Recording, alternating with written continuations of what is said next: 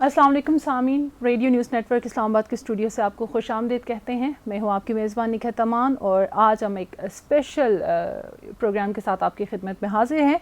आज हम बात करेंगे पाकिस्तान में पुलिस के निज़ाम के हवाले से, क्योंकि पुलिस के नाम के साथ ही बहुत सारे लोगों के जहन में बहुत सारे सवालात भी आते हैं, कुछ तो वैसे ही खौफज़दा हो जाते हैं पुलिस का नाम सुनते हुए। तो आज हम कोशिश करेंगे कि पाकिस्तान में पुलिस का जो निज़ाम है उस पर बात हो, उसको क्या चैलेंजेस दरपेश हैं, पुलिस रिफॉर्म्स के हवाले से बात होगी, उसके अलावा कौन कौन से कवानीन हैं उस पर हम बात करेंगे।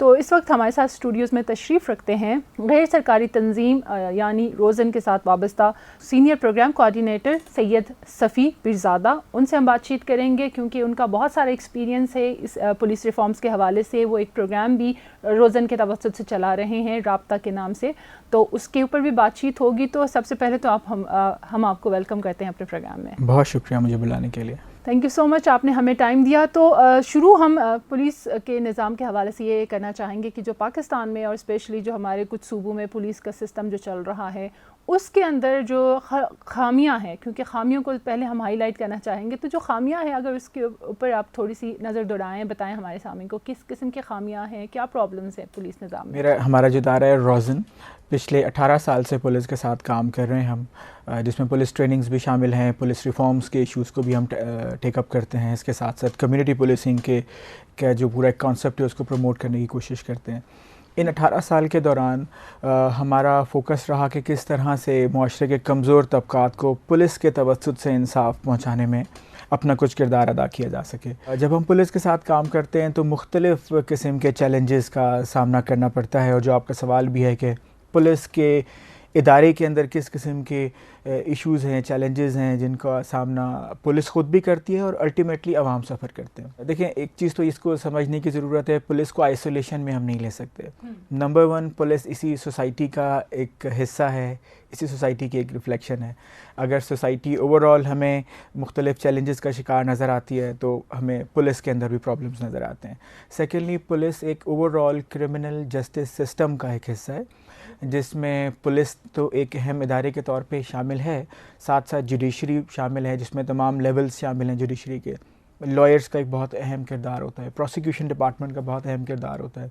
हम ये देखते हैं कि इंसाफ पहुंचाने के हवाले से ये तमाम ही इदारे जो कि मजमूई तौर पे इस सिस्टम का हिस्सा हैं, गिरावट का शिकार नज़र आते हैं अनफॉर्चुनेटली। लेकिन इस वक्त क्योंकि हम पुलिस पे फोकस कर रहे हैं तो मैं ज़्यादा बात पुलिस के हवाले से ही कर रहूँगा। टॉप ऑफ द लिस्ट जो हमें इशू नज़र आता है पुलिस का, वो ये है कि पुलिस को अनफॉर्चुनेटली ऑपरेशनली ऑटोनमस नहीं बनाया गया, या इसको आम ज़बान में कहा जाए तो पुलिस को गैर सियासी नहीं बनाया गया, और उसकी वजूहात मैं आगे चल के डिस्कस कर रहूँगा। दूसरा इशू ये है कि पुलिस को अकाउंटेबल नहीं बनाया गया। पुलिस के अंदर, अपने इदारे के अंदर रहते हुए एहतसाब का निज़ाम बहुत कमज़ोर है, और पुलिस के बाहर से कोई ओवरसाइट मैकेनिज़्म अगर हम देखना चाहें तो वो भी हमें कन्वेंशनली नज़र नहीं आते। कुछ अच्छी मिसालें हमें नज़र आती हैं रिसेंट पास्ट में, लेकिन इन जनरल जो हमारी लेगेसी चलती आ रही है स्पेशली पोस्ट पार्टीशन पिछले 70 साल में, तो पुलिस के अंदर ये दो बहुत ही की इशूज़ हैं। फिर पुलिस के काम को देखें, जिस किस्म की उनकी ज़िम्मेदारियाँ हैं, उनको जिस किस्म के रिसोर्सेज फराहम किए जाने चाहिए, और अगर हम गौर करें पिछले तकरीबन 15 साल में वॉर एंड टेरर जो रही है उसके तनाजुर में जिस किस्म की तवज्जो पुलिस पे देनी चाहिए हमें, अनफॉर्चुनेटली हमें वो भी सीरियसनेस नज़र नहीं आती। ना प्रायोरिटी पे हमें पुलिस रिफॉर्म्स का एजेंडा नज़र आता है हुकूमतों के लिए, ना वफाक के सतह पे, ना ही प्रोविंसेस पे। खैबर पख्तूनख्वा में हमें कुछ डेवलपमेंट्स नज़र आई हैं पिछले चंद एक साल में, उस पर मैं चाहूँगा कि हम थोड़ी सी बात ज़रूर करें। इसके अलावा अगर हम देखें तो पुलिस का ट्रेनिंग का जो निज़ाम है, चंद एक छोटे छोटे इनिशिएटिव्स को हटा के बहुत ही पुराना है। जो उनका ट्रेनिंग के लिए इंफ्रास्ट्रक्चर है, जो उनके इंस्ट्रक्टर्स की इस्तेदाद कार है, जिस किस्म की अगेन इन्वेस्टमेंट ट्रेनिंग्स के लिए उनकी होनी चाहिए, वो बहुत ही कमज़ोर है। फिर आवाम का जहाँ ताल्लुक़ पड़ता है वो है थाना।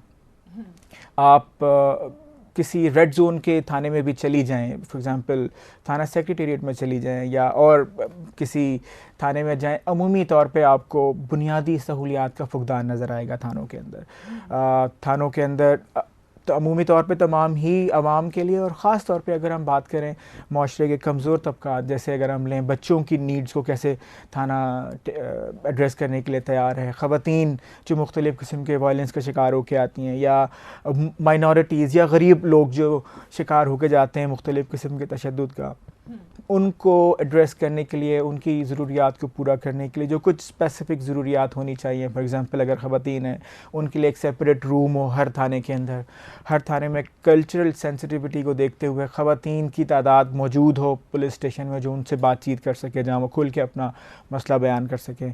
तो ये कुछ चीदा मसाइल हैं जो हमें पुलिस के अंदर नज़र आते हैं, और जो इन सब मसलों के टॉप पे एक मसला है वो है कि एब्सेंस ऑफ विल है पुलिस को ठीक करने के लिए। मैं इसको लैक ऑफ विल नहीं कहता हूँ, मैं इसको एब्सेंस ऑफ विल कहता हूँ। अगर थोड़ी बहुत भी विलिंगनेस हो तो पुलिस में इम्प्रूवमेंट हमें नज़र आए, लेकिन unfortunately in general Khyber Pakhtunkhwa की कुछ अच्छी मिसालों को छोड़ के हमें बहुत ज़्यादा इम्प्रूवमेंट नज़र नहीं आती। ऑल्दो पंजाब में भी कुछ डिजिटलाइजेशन के हवाले से इनिशिएटिव्स लिए गए हैं, सिंध में भी किसी हद तक चंद एक इकदाम लिए गए हैं, लेकिन वो बहुत माइनर हैं। उसको ओवरऑल तब्दीली के तनाजुर में देखा जाए तो वो इग्नोर कर दिए जाते हैं आवाम की नज़र से। बिल्कुल, जो पुलिस का निज़ाम पाकिस्तान में जो ज़्यादातर जो हम देख रहे हैं वो अभी ब्रिटिश दौर के से चला आ रहा है, इतना पुराना निज़ाम चला है। उसमें आपने भी बात की कि थोड़ी बहुत अमेंडमेंट्स हुई हैं, और KPK की हमारे पास मिसाल है रिसेंट जो अभी साल में उन्होंने जो एक्ट पास किया है 2007 पुलिस एक्ट 2017 सॉरी, तो उसके ऊपर भी हम आपसे जानना चाहेंगे। तो थोड़ा सा हमें बताइएगा KPK पुलिस की जो इम्प्रूवमेंट आई है, KPK पुलिस में जो 2017 एक्ट है पुलिस एक्ट, उसके ऊपर थोड़ी रोशनी डालिएगा। जिस तरह मैंने आपको कहा ना, विलिंगनेस चाहिए हमें पॉलिटिकल रूलिंग एलीट की तरफ से, जो हमें एक हद तक नज़र आई है खैबर पख्तूनख्वा के अंदर। पुलिस एक्ट 1861 156 साल पुराना कानून पुलिस का, जो कि अंग्रेज़ ने एक ख़ास तनाजुर में बनाया जब 1857 में, जिसको यहाँ के नेटिव्स जंग आज़ादी या अंग्रेज़ गदर के नाम से याद करते हैं, जब वो पूरी एफ़र्ट हुई लोकल्स की तरफ से कि उनको आज़ादी मिले, उसके 3 से 4 साल के बाद ये कानून अंग्रेज़ ने इंट्रोड्यूस करवाया सब कॉन्टिनेंट में, बर सग़ीर में। और उस कानून का बुनियादी मकसद ये था कि पुलिस को इस्तेमाल करते हुए किस तरह आवाम को सप्रेस किया जा सकता है, दबाया जा सकता है, उनको आवाज़ उठाने से अपने हुकूक के लिए रोका जा सकता है। और आप देखें तो उसी किस्म का पुलिस का मिजाज हमें अब तक नज़र आ रहा है। वजह उसकी ये है कि 1861 का ही कानून या तो उसी नाम से या कुछ तब्दीलियों के साथ उसी एसेंस के साथ चलता हुआ नज़र आ रहा है। तो उसी तरह से पुलिस आज़ाद है, उनको कोई रोक टोक उन पे नहीं है कि वो कोई भी एक्शन लेते हुए ये सोचें कि हमारी पकड़ होगी कल को।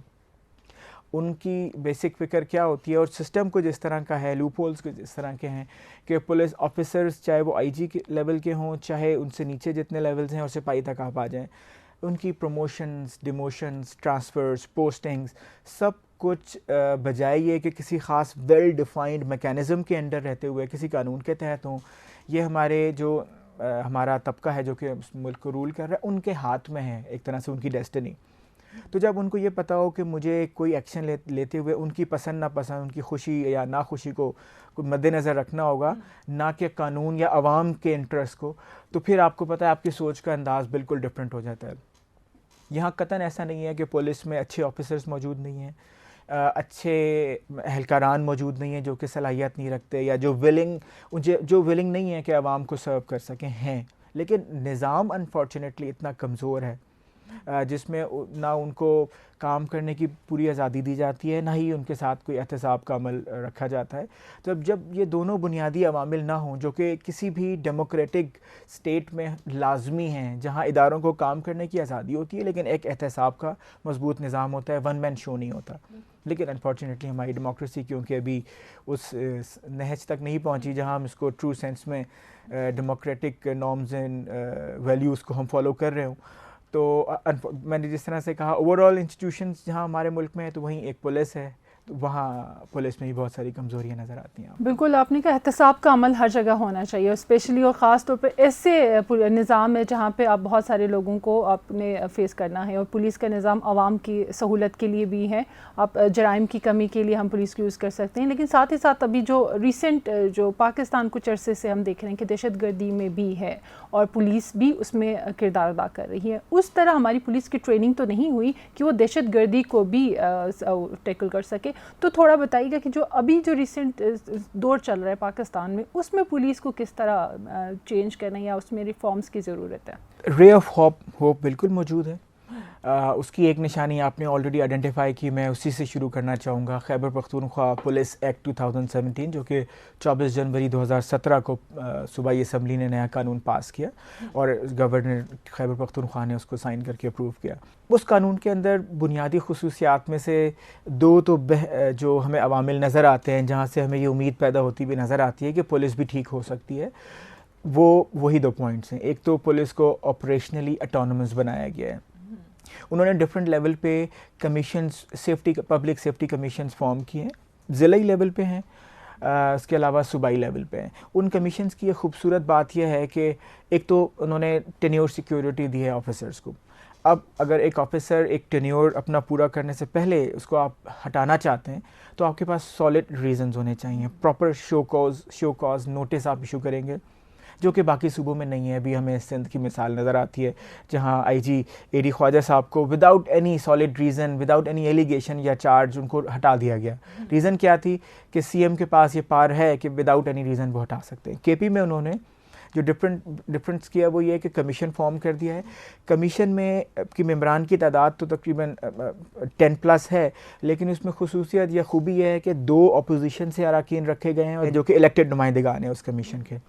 अब अगर आपको कोई बड़ा डिसीजन लेना है पुलिस के हवाले से तो वो कमीशन अप्रूव करेगा, और उस कमीशन में इक्वल तादाद है अपोजिशन और हुकूमत की। तो वो एक सीएम का इख्तियार नहीं है कि जब दिल चाहा आईजी को हटाएं, जब दिल चाहा रख लें। सिमिलरली निचले लेवल पे आप आ जाए ज़िलाई सतह पे, तो ज़िलाई सतह पे for the very first time एक चीज़ इंट्रोड्यूस करवाई गई है कि डीपीओ जो कि एक ज़िले का इंचार्ज होता है, वो डिस्ट्रिक्ट असम्बली में ट्वाइस ईयर आके अपनी रिपोर्ट पेश करेगा, जहां उससे हुकूमत और अपोजिशन सवाल कर सकती है। अगेन ज़िलाई मामलात को देखते हुए एक कमीशन बनाया गया है जिसको डिस्ट्रिक्ट पब्लिक सेफ्टी कमीशन का नाम दिया गया। अगेन उनके अरकान की तादाद इलेक्टेड और नॉन इलेक्टेड 10+ है, लेकिन अगेन मेरा फोकस फिर होगा इलेक्टेड मेंबरान जो जिनके हाथ में पावर होती है अल्टीमेटली। तो उसमें भी 2 ही अरकान ज़िलाई असम्बली से वो हैं जो कि हुकूमत के नुमाइंदे हैं, और 2 अपोजिशन हैं। अगेन ज़िलाई लेवल पे अगर आपको कोई डिसीजन लेना है तो वो कमीशन फ़ैसला करेगा, ना कि ज़िलाई नाजिम जो चाहे अपनी मर्ज़ी का फ़ैसला कर ले। तो पसंद नापसंद वन मैन से लेकर वो कमीशन के हाथ में आ गई है। सिमिलरली उन्होंने रीजनल कंप्लेंट अथॉरिटीज़ फॉर्म की हैं, जहाँ आपको डीएसपी लेवल तक की शिकायत अगर है तो उस कमीशन के सामने आएंगी।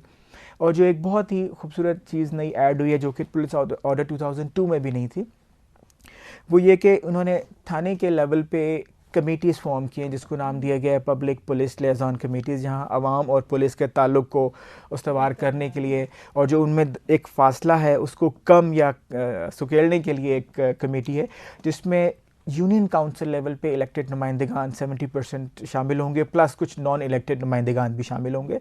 तो पुलिस के इश्यूज़ थाने लेवल पे जब हैं तो हम ये देखते थे थाने लेवल पे भी एमपीए एमएनए का असर और रसूख होता था, उनकी मर्ज़ी से फ़ैसले होते थे, और वो ज़्यादातर वही जो कि हुकूमत में। जब वो आपने एक कमीशन फॉर्म कमेटी बना दी है जो एक कानून का हिस्सा है बाकायदा, तो उसकी नज़र से चीज़ें जब गुजर रही होंगी तो थाने को भी मिसयूज़ करना इतना आसान नहीं होगा।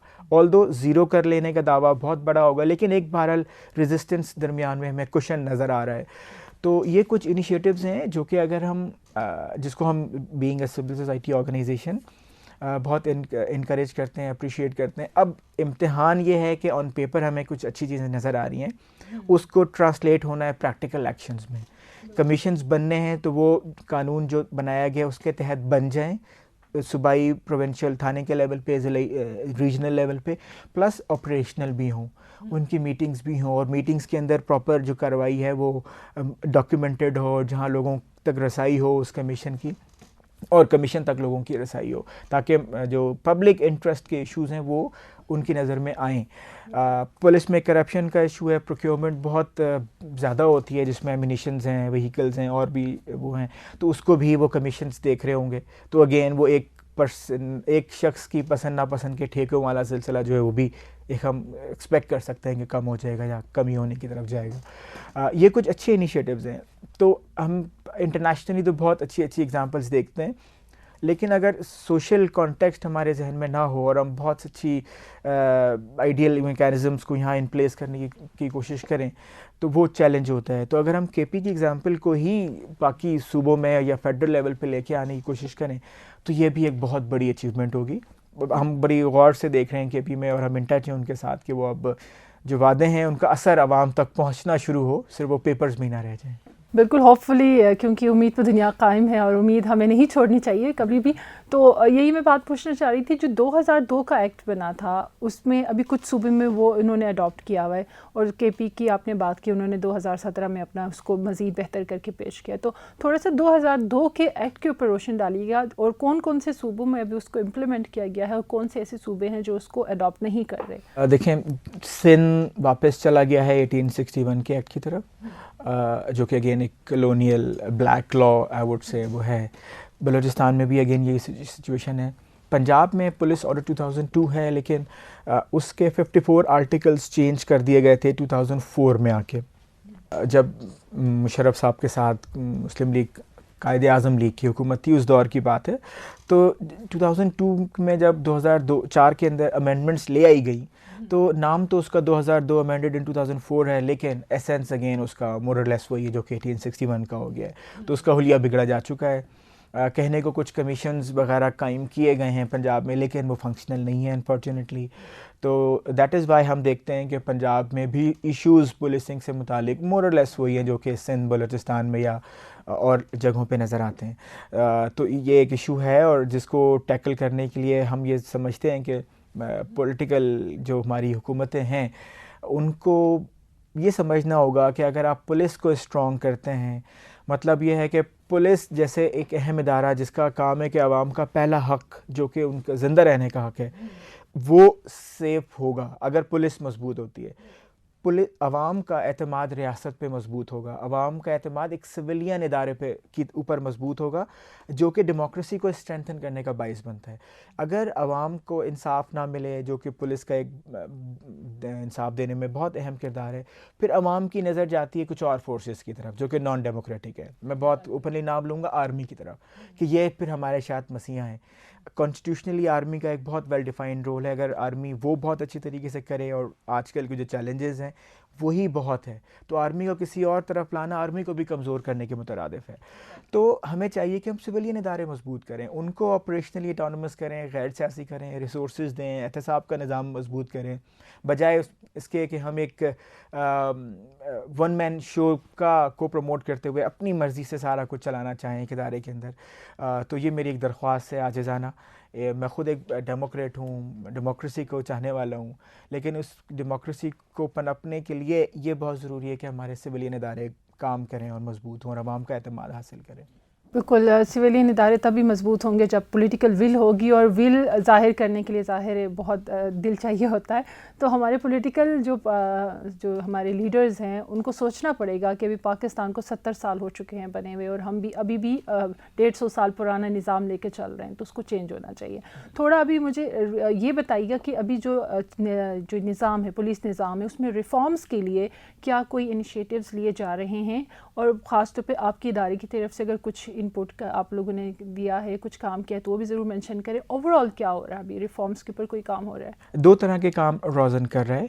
एक तो रोज़न की कोशिश है कि इनफरादी तौर पे कैपेसिटी बिल्डिंग की जाए थ्रू ट्रेनिंग्स, वर्कशॉप्स, जो हमारा एक बहुत रेगुलर फीचर है, और हम चारों सूबों इस्लामाबाद, आज़ाद कश्मीर के अंदर, मोटरवे पुलिस के अंदर इनफरादी तौर पे ट्रेनिंग्स के अमल के ज़रिए जो एहलकारान हैं, ऑफिसर्स हैं, उनकी हम चाहते हैं इस्तिदाद कार बढ़ाई जाए। और ख़ास तौर पे हमारी कोशिश होती है उन तबकात को आप फैसिलिटेट करें जो ऑलरेडी पिसे हुए तबकात हैं, या जिनको ऑलरेडी जिनकी सुनवाई हो नहीं रही होती माशरे के अंदर। ख़ास तौर पे माइनॉरिटीज़ हैं, गरीब लोग हैं जिनका कोई रेफरेंस नहीं है, जो पैसे नहीं रखते, औरतें हैं, नौजवान हैं जो कि अगेन ना कोई ख़ास पैसा रखते हैं, ना बहुत ज़्यादा उनका एक्सपोजर होता है दुनिया के हवाले से, तो उस पर फोकस रहता है।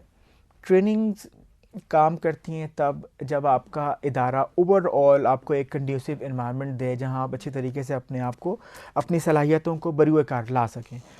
आप बहुत अच्छे ट्रेंड हों लेकिन आपका इदारा आपको काम करने के लिए बुनियादी सहूलियात ही ना मुहैया करे, तो आपकी ट्रेनिंग का बहुत ज़्यादा फ़ायदा नहीं होता। तो इस सारी सोच को देखते हुए 2010 से रोज़न ने पुलिस रिफॉर्म्स को भी अपने इशू के तौर पे और एक प्रायोरिटी इशू के तौर पे लेके चलने की कोशिश की है। अब रिफॉर्म्स एक बहुत बड़ा चैलेंजिंग इशू है, ये एक इदारे के कहने से आने वाला नहीं है। तो जो रोज़न ने कोशिश की है, जो आज से पहले कभी नहीं हुई, वो ये कि सिविल सोसाइटी ऑर्गेनाइजेशन जिसमें गैर सरकारी इदारे हैं, मीडिया का बहुत अहम रोल है, वकला हैं, ट्रेडर्स हैं, स्टूडेंट्स हैं, एकेडेमिया शामिल है उसके अंदर, उनका एक नेटवर्क हमने फॉर्म किया है जिसका काम ही सिर्फ ये है कि वो पुलिस रिफॉर्म्स के इश्यूज़ पे अपनी आवाज़ उठाए। आज जो मैंने पहले कहा, आज से पहले ये नहीं हुआ था कि एक नेटवर्क फॉर्म हो जो कि सिर्फ पुलिस रिफॉर्म्स के ऊपर बात करे। सेहत के इश्यूज़, एजुकेशन के इश्यूज़ और कुछ इश्यूज़ पे काम कर रहे हैं इदारे और नेटवर्क्स, लेकिन इस इशू पे नहीं कर रहा। तो ये एक कामयाबी रही है और उस नेटवर्क का हमने नाम दिया है PFDP, इसको हम कहते हैं Pakistan forum on democratic policing. एक नेटवर्क है जो कि डेमोक्रेटिकली पुलिस को इस्तेमाल करना चाहता है, और डेमोक्रेटिकली अगेन मैंने जिस तरह पहले बात की, जहाँ पुलिस को ऑपरेशनली ऑटोनमस किया जाए और अकाउंटेबल बनाया जाए, ये दो की प्रिंसिपल्स हैं उसके। उस नेटवर्क की हमने 2 ब्रांचेस इस्लामाबाद के अलावा भी फॉर्म की। एक खैबर पख्तूनख्वा में, जहाँ पूरे खैबर पख्तूनख्वा से हमने तंजीमों को इकट्ठा किया है जो कि पुलिस रिफॉर्म्स पे काम करने में इंटरेस्टेड थी, जिसमें अगेन मीडिया, गैर सरकारी इदारे, एकेडेमिया, लॉयर्स शामिल हैं। यही हमने सिंध में किया है। सिंध में भी ऑलमोस्ट पूरे सिंध से नुमाइंदगी हासिल है। हमारी 2 कोशिशें हैं। पहला ये कि एक तो इन नेटवर्क्स को स्ट्रेंथन किया जाए, इनको एजुकेट किया जाए, इनकी अंडरस्टैंडिंग को डेवलप किया जाए कि ये इशू है क्या और हमारा रोल क्या बनता है, और फिर नेटवर्क के साथ मिलके कुछ एडवोकेसी की, इस इशू पे आवाम की सतह पे कुछ इनिशिएटिव लिए जाएँ जहाँ मिल के आवाज़ बुलंद की जाए और एक हद तक हुकूमत को पूछा जाए कि ये जो मसाइल हैं इसके लिए आप क्या कर रहे हैं, हमारी तजावीज़ जो हैं वो हम उनके सामने रखें। एक अचीवमेंट जो रोज़न की रही है वो ये कि हमने सिंध हुकूमत के लिए एक पूरा नया कानून बना के दिया है पुलिस को मॉडर्न बुनियादों पे इस्तेमाल करने के लिए, और उसके अंदर अगेन जो कुछ बातें मैंने अभी आपसे खैबर पख्तूनख्वा पुलिस एक्ट के हवाले से बयान की, वो कुछ निकात शामिल हैं। और सोच वही है कि पुलिस को आज़ाद किया जाए। आज़ाद करने से मुराद ये नहीं है कि उनको कुछ भी करने की आज़ादी हो, आज़ादी ये हो कि वो कानून को फॉलो करते हुए घबराए नहीं। उनको ये डर ना हो कि मैंने किसी MNA MPA के ख़िलाफ़ हुकूमत में रहते, जो हुकूमत में हो, कोई एक्शन लिया या उनके किसी दोस्त अहबाब के ख़िलाफ़, तो मेरे ख़िलाफ़ ही कोई एक्शन हो जाएगा, मुझे ही ट्रांसफ़र कर दिया जाएगा या मेरी ही प्रमोशन के ऊपर उसके असरात आ जाएंगे, ये खौफ ना हो। लेकिन इतनी आज़ादी ना हो कि वो कुछ भी गैर कानूनी काम कर लें, तो अकाउंटेबिलिटी का मजबूत निज़ाम हो जो थाने के लेवल पे हो, रीजनल लेवल पे हो, ज़िलाई लेवल पे हो और सूबाई लेवल पे हो, और उसमें सिविल सोसाइटी का एक रोल ज़रूर शामिल किया जाए ताकि इनपुट हम दे सकें, टेक्निकली सपोर्ट कर सकें, अपना फीडबैक पॉजिटिव भी और जो कुछ चीज़ें इम्प्रूव होने वाली हैं उस हवाले से हम दे सकें। आखिर में मैं आपसे चाहूँगी कि आप इतनी सारी आपने बहुत ज़बरदस्त और अहम बातें की हैं, हमारे सामीन सुन रहे हैं, तो ये बताइएगा कि जो पुलिस का निज़ाम अगर बेहतर बनाया जा सकता है तो उसके लिए क्या वो कौन सी नुकात आप समझते हैं वो ज़रूरी हैं, या किस तरह की तजावीज़ आप देंगे जिससे हमारे ये जो रिसेंट जो चल रहा है पुलिस निज़ाम वो बेहतर बनाया जा सकता है, आवाम के लिए फ्रेंडली बनाया जा सकता है? बहुत मशहूर मक़ूला है कि जब तक हम ख़ुद अपनी हुकूक के लिए आवाज़ नहीं उठाएंगे, जब तक कोई ख़ुद से लाके प्लेट में हमें हमारी हुकूक नहीं देगा। तो क्योंकि आवाम सुन रही है, आपका चैनल बहुत वसी पैमाने पे सुना जाता है, मैं सबसे पहली जो दरख्वास्त करना चाहूँगा वो अपनी आवाम से, अपने भाइयों बहनों से करना चाहूँगा, वो ये कि पुलिस रिफॉर्म्स को आप अपना हक़ के तौर पे मांगना शुरू करें। आप एक नज़र दौड़ाएं अपने मकामी थाने पे। अगेन थाना क्या करने के लिए कायम किया गया है? आपकी जान महफूज बनाने के लिए, आपका माल महफूज बनाने के लिए, आपकी इज़्ज़त महफूज बनाने के लिए। आप ज़रा एक नज़र दौड़ाएं थाने पे कि क्या वो थाना इस काबिल है जो ये 3 काम कर सके, आपको आपके हुकूक दे सके। नंबर 2, ख़ुद से सवाल करें कि क्या आप अपनी पुलिस पे, जिस सूबे से भी आप हैं, जिस इलाके से भी हैं, क्या आप उस पर एतमाद रखते हैं? अगर नहीं तो फिर आप इसको वोट, अभी इलेक्शंस आने वाले हैं, वोट देने से पहले पॉलिटिकल पार्टीज़ को अकाउंटेबल ठहराएं, उनसे पूछें कि आप अब तक आपने क्या किया है पुलिस को बेहतर बनाने के लिए, और आइंदा आपके प्लान में पुलिस रिफॉर्म्स के लिए क्या एजेंडा शामिल है जिससे मेरी जान माल और इज़्ज़त का तहफ़्फ़ुज़ हो सके। तो पहला काम ये है। प्लस ये कि जहाँ जहाँ आपको कोई गैर कानूनी काम नज़र आए वहाँ आप अपनी आवाज़ उठाएं। सोशल मीडिया एक बहुत स्ट्रॉन्ग टूल है। आप अपने मकामी, चाहे वो डिस्ट्रिक्ट लेवल पे हों नुमाइंदगान, चाहे सूबाई नुमाइंदगान हो, चाहे नेशनल, वहाँ तक अपने इश्यूज़ को पहुँचाएँ। आप खामोश ना रहें। हम अब तक खामोश रहे हैं। थाने की इस्लाहात, थाना अच्छा बनाना, थाने को बुरा भला बहुत कहा है। SHO और एक कांस्टेबल को बहुत हमने गालियाँ दी हैं, बुरा भला कहा है, लेकिन उनको ठीक करने का ज़िम्मा है हुक्मरानों का। हमने उनको ऐसा जिस हवाले से अकाउंटेबल नहीं ठहराया। तो आप थाने और बेचारे उस गरीब सिपाही को बुरा भला कहने से हटें, और जो हकीकत में जिनके पास पार है, जो उसको जिनका काम है कि इदारे पे नज़र रखें, उनको हम अकाउंटेबल ठहराना शुरू करें। तो मैं ख़ुद से ही ये अकाउंटेबिलिटी की तरफ जाऊंगा। प्लस जो हमारा ये नेटवर्क है, हम चाहेंगे कि इसके थ्रू भी आवाम तक रसाई हासिल करें और अपने साथ ज़्यादा लोगों को शामिल करें। तो ये भी एक हमारी एफर्ट रहेगी, और आइंदा कुछ महीनों के दौरान हम कुछ एक्टिविटीज़ कर रहे हैं जिसमें हम मीडिया को और आप लोगों को भी दावत देंगे कि हमारे साथ आप शामिल हो, ताकि ये जो एजेंडा है उसको एक प्रायोरिटी पब्लिक पॉलिसी एजेंडा के तौर पे ना सिर्फ आवाम के लिए इंट्रोड्यूस करवाया जाए, बल्कि हुक्मरानों को भी मजबूर किया जाए कि वो हमारे हुकूक हम तक पहुंचाएं और इस इदारे को मजबूत करें। थाने को इम्प्रूव करें, उनकी बिल्डिंग्स इम्प्रूव करें, उनमें रिक्वायर्ड फर्नीचर दीजिए, उनकी ड्यूटी टाइमिंग्स को बराए मेहरबानी मैं आपसे 10 बस्ता अपील करूँगा फ़िक्स करें। हम लोग जैसा काम करते हैं AC वाले कमरों में बैठ के पुरसुकून इन्वायरमेंट में, लेकिन जब 9 से 5 हो जाते हैं, 8 घंटे बाद हम कहते हैं बहुत हो गई, थक गए, घर जाना चाहिए। पुलिस वालों की जॉब इंतहाई रिस्की है। 5 से 6 हज़ार पुलिस एहलकारान शहीद हो चुके हैं इस सारी जंग के दौरान। इतना रिस्की काम है। प्लस गर्मी में, शदीद सर्दी में वो ओपन एयर काम कर रहे हैं, लेकिन उनकी कोई ड्यूटी टाइमिंग्स नहीं है। वो 12 घंटे, 14 घंटे, इवन कुछ केसेस में 24 घंटे जाग के वो काम करते हैं। तो शिफ्ट सिस्टम को इंट्रोड्यूस करवाइए, रिसोर्सेज बढ़ाइए, जहां पुलिस एहलकारान भी हमारे आर्मी के दोस्तों की तरह शिफ्ट्स में काम कर सकें, रिलैक्स्ड हों। उनको पिक एंड ड्रॉप की सर्विसेज दीजिए। उनको रात को 3 बजे भी रेड के लिए कहीं पहुंचना हो सकता है, और शदीद सर्दी में भी पहुंचना हो सकता है, उनको खुद से पहुंचना होता है, कोई उनके पास पब्लिक ट्रांसपोर्ट नहीं है। कई थानों में एक गाड़ी है, अब वो एक गाड़ी 4 लाख आबादी में अगर लेट से घूम रही है तो किस हद तक वो पहुंच सकती है। थाने का तकरीबन 300 लीटर पेट्रोल दिया जाता है एक थाने में। वो 300 लीटर पेट्रोल 4-5 दिन चल जाए गश्त के दौरान बहुत बड़ी बात है। बाकी महीने में वो कहाँ से पेट्रोल लाएंगे? या वो नहीं काम करेंगे, या फिर कहीं किसी से रिक्वेस्ट करेंगे पेट्रोल डाल दो। प्लस उनकी तनख्वाहें बढ़ाइए जितनी उनके रिस्क हैं, जितनी उनकी सख्त जॉब है। ख़वातीन के लिए कंड्यूसिव एनवायरनमेंट बढ़ाइए। इस वक्त हमारी पुलिस में लेस दैन 1.5% या प्लस माइनस 1.5% ख़वातीन एहलकारान हैं। उनको पुलिस में लाने के लिए इनकरेज करें ज़्यादा से ज़्यादा। पुलिस में उनके लिए कंड्यूसिव एनवायरनमेंट पैदा कीजिए, क्योंकि हमारी आधी आबादी एक तो ख़वातीन है, प्लस ये कि ख़वातीन का रोल बहुत अहम बनता है, सिर्फ ख़वातीन के लिए नहीं, इन जनरल कि वो आएँ और इस निज़ाम इंसाफ को आगे बढ़ाने में, मजबूत बनाने में अपना किरदार अदा करें। पोटेंशियल की कोई कमी नहीं है ख़वातीन में।